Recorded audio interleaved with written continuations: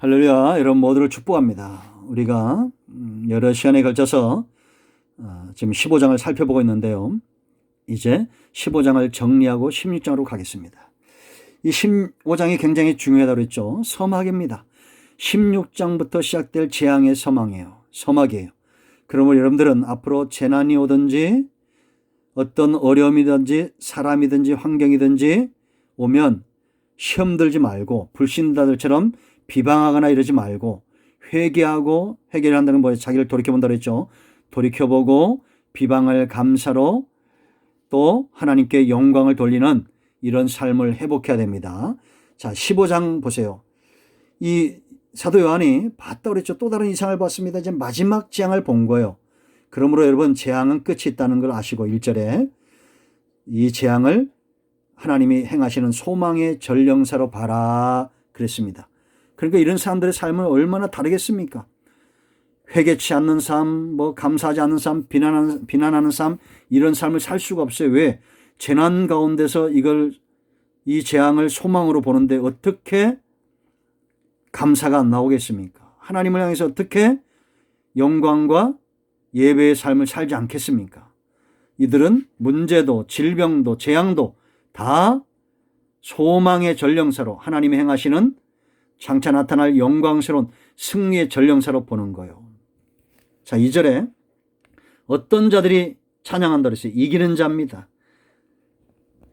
모세처럼 어린 양처럼 이긴 자, 이런 자들이 있는 곳은 어디예요? 거룩한 곳.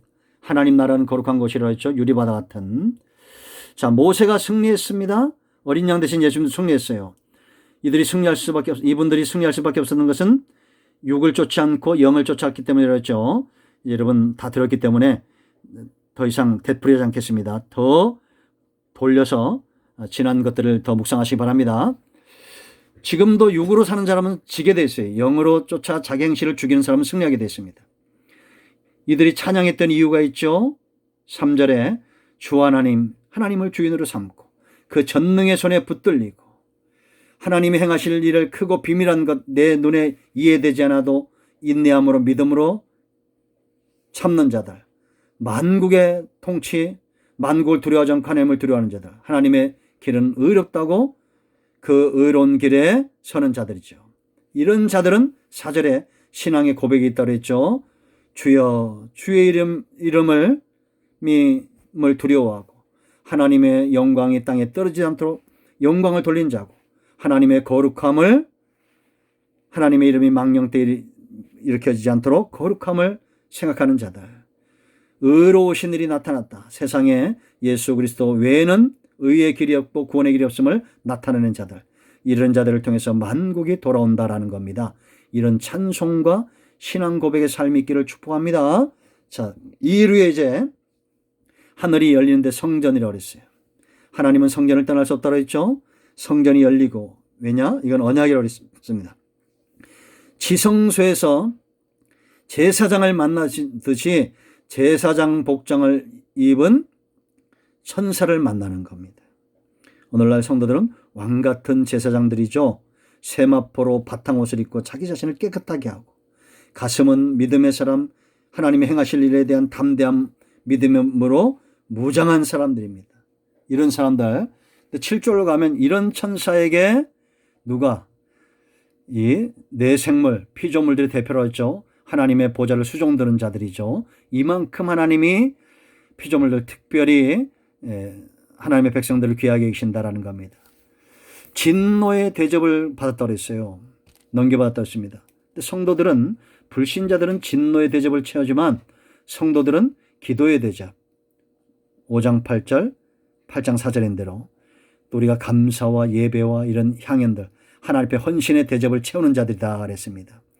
이런 자들의 수고가 하나님의 보좌를 움직이는 겁니다. 지금도 불신자들 세상은 있죠. 노아의 때처럼 하나같이 죄를 짓는 그런 시대가 되어졌습니다.